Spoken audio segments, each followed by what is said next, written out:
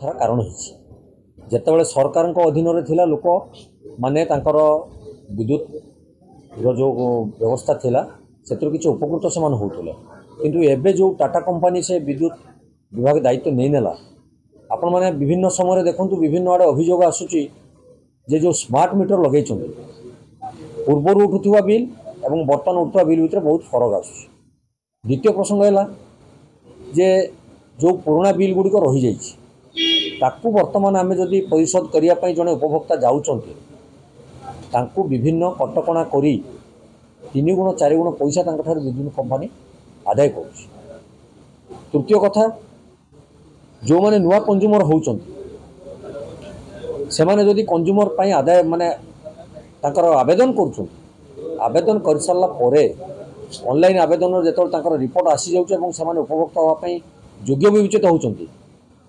तल स्तर जो कर्मचारी माने रहिले ऑफिस रे डिविजन ऑफिस रे हो बा जेई विभाग रे हो बिना पैसा आज्ञा से विद्युत संयोग दबार तार कौन नजीर ना विभिन्न प्रकार से रैगिंग करने पछौना एत बड़ बड़ कंपनी सब बर्तमान कॉर्पोरेट संस्था को दे दिगला ये विभाग को दे दिगला कि आज दिन चलतु देखिए ग्रामांचल एवं सहरांचल विद्युत तार सब माने विपज्जनक अवस्था रही कौन केबल व्यवस्था अच्छी कि मठ मंदिर ठार आरंभ कर विभिन्न व्यवसाय प्रतिष्ठान और लोक मान घर आगे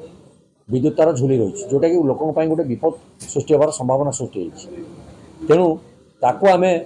किपर से केबल व्यवस्था करा जाऊ किंबा ताकू स्थानांतरित करा जाऊ से आज आम ताकू प्रश्न करूँ। सर्वोपरि रास्ता प्रशस्तीकरण नाम रे रास्ता प्रशस्तीकरण सरीला परे मध्य एपर्यंत विद्युत खुंट रास्ता मझी उठी पारि नहीं सी भी विपदशंकुल अवस्था रही जहाँपाई दैनंदिन छोट बड़ दुर्घटना मान घटू। तेणु यही सब कथा को नहीं आज आम गृह प्रश्न रखीलु मंत्री महोदय खूब शीघ्र यार विचार करेंगे आज उत्तर रखिंट और यथाशीघ्र खाउटी प्रति ध्यान दिज्व एवं जो कर्मचारी मैंने ए नियोजित रही विभिन्न अनियमितता कर विरुद्ध में दृढ़ कार्यानुष्ठान ग्रहण कर प्रतिश्रुति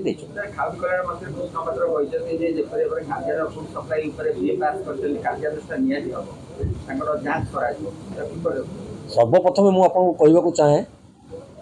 आज को सरकार 3 मास होगला जांच केबे सरीबो ये तो लोक मानकर मौलिक अधिकार खाद्य सुरक्षा आईन 2013 मसीह कांग्रेस उपा सरकार केन्द्र में खाद्य सुरक्षा आईन आनी जो साधारण लोक कई गोटे भोक उपास गरीब लोक न रो से व्यवस्था करने किंतु 2014 ठारू जो केन्द्र सरकार चलीगले डॉक्टर मनमोहन सिंह से सरकार चलीगला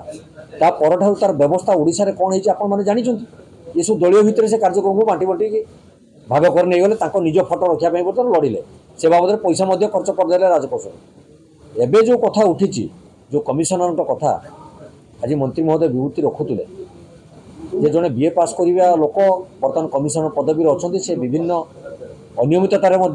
लिप्त रही सुधारवा दायित्व तो सरकार माननीय मंत्री महोदय शीघ्र सुधारतु से कथा को आलोचना पर्यालोचना समालोचना कले कौन मिल जहाँ तो क्षति से करदे एवं पुनरावृत्ति न हो जो गाइडलाइन अच्छी जो मानदंड अच्छी से मानदंड रे कमिशनर नियुक्ति कर लोक मान न्याय दाबी प्रदान कले लोक मैंने निश्चित आश्वस्ति लाभ करेंगे एवं निश्चित भाव से मौलिक अधिकार पाइबे।